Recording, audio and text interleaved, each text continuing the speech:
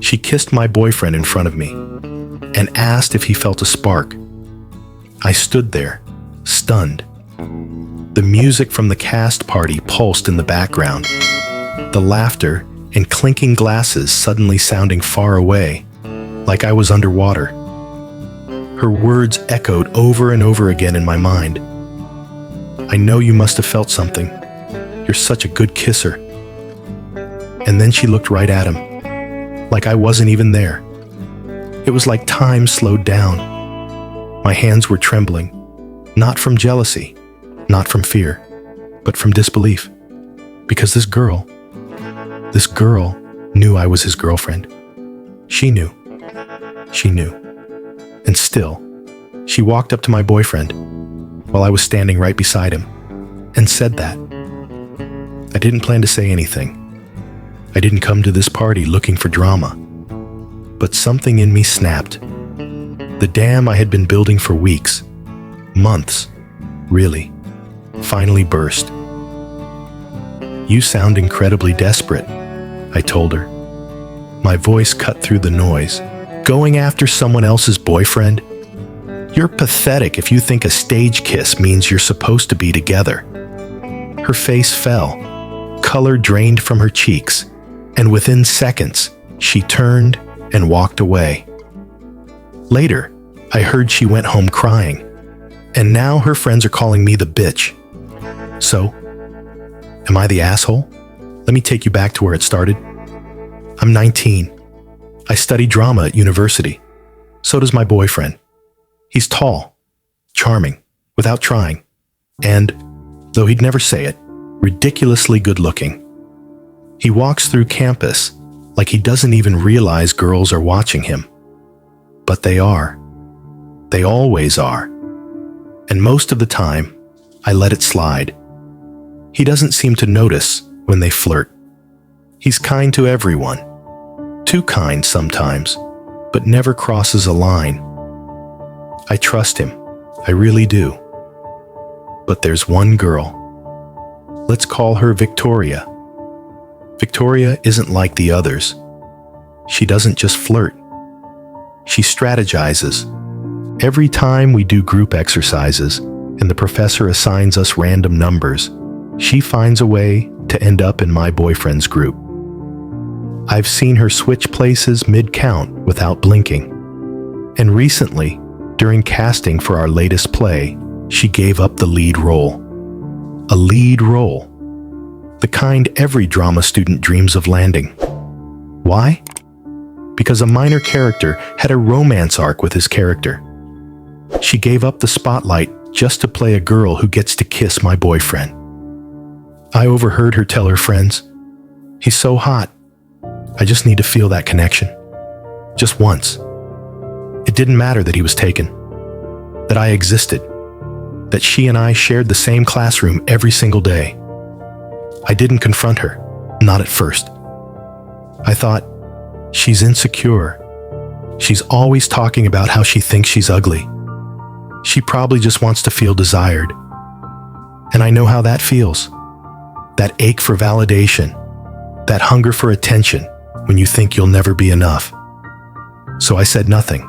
And when the rehearsals began, and I saw them practicing the kiss, I told myself it was just acting. Just part of the script. Just art. I swallowed my discomfort like a bitter pill. But the night of the performance, I saw something change in her eyes. The way she looked at him after the curtain call. It wasn't acting, not anymore. And at the cast party, it all came spilling out. She was tipsy, not wasted, not slurring, just loose enough to let the truth fall from her mouth like confetti. "I definitely felt something," she said, laughing to her friends. "Loud enough for me to hear? I'm gonna ask him if he felt it too." I rolled my eyes. I gritted my teeth. I told myself she was bluffing. Until she walked straight over to us. She didn't look at me, not once. She looked at him, and then she said it.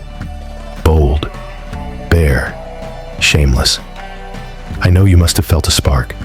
You're a really good kisser." It was like I vanished. That moment, that was the line. You don't approach someone else's partner like that. Not drunk, not sober, not ever. So I snapped. I didn't scream. I didn't insult her looks. I didn't shove her or cause a scene. But I said what no one else would say. I told her the truth. That she was desperate. That she was pathetic. That she was confusing performance with reality. She walked away. Silent. Humiliated. And now her friends won't stop texting me. Calling me a bitch. Saying I went too far. Saying I made her cry.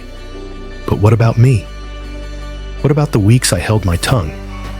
The silent battles I fought every time she lingered near him, forced herself into his orbit, inserted herself into our story like she belonged. What about the times I saw her watching me like I was an obstacle, like I was just a placeholder, and she was the real ending? People love to defend the insecure girl, to say, she just needs confidence.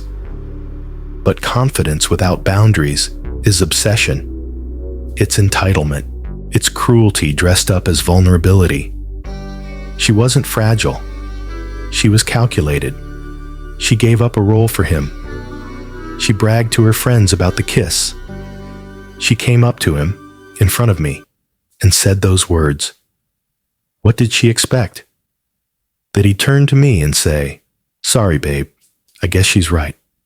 There was a spark. Let's break up."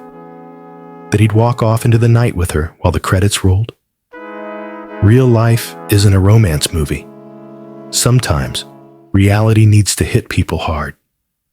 And in that moment, I was the reality check. But here's what makes it complicated. I do feel bad. Not because I think she didn't deserve it, but because I know what it's like to be her. To be the girl who wants someone she can't have. To crave attention so deeply that you start confusing chemistry with connection. I know how much it hurts to feel invisible. To watch someone else live the love story you dream about. I've felt that ache in my chest, that longing, that sting of being overlooked, but I never tried to take someone else's happiness. There's a difference between hurting and hurting others. I didn't want to embarrass her. I just wanted her to stop, to see me, to see us, to respect the boundary she kept crossing. I've been called a lot of things this week. Cold, harsh, unforgiving.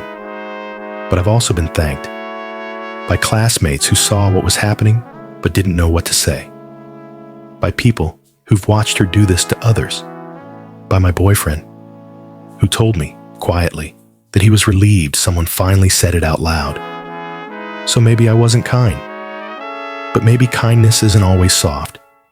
Maybe sometimes it's sharp. So I'll ask again. Am I the asshole? This story isn't about jealousy. It's about boundaries. It's about what happens when someone keeps pushing and pushing, and the person on the receiving end finally says, "Enough." It's easy to judge the person who speaks up, especially if their words sting. But the truth is, silence can enable harm just as much as shouting can cause it. Victoria crossed a line, repeatedly, and whether it came from insecurity or fantasy or denial, the impact was the same. She disrespected a relationship, and she disrespected a person. And our storyteller? She waited. She watched. She endured until she couldn't anymore. We often say, be the bigger person, as if it means staying silent, smiling through discomfort, never rocking the boat. But sometimes being the bigger person means using your voice, even if it trembles, even if it hurts someone who is already hurting. What do you think? Was she too harsh? Or was it time someone said it? Let us know in the comments. Share your own story.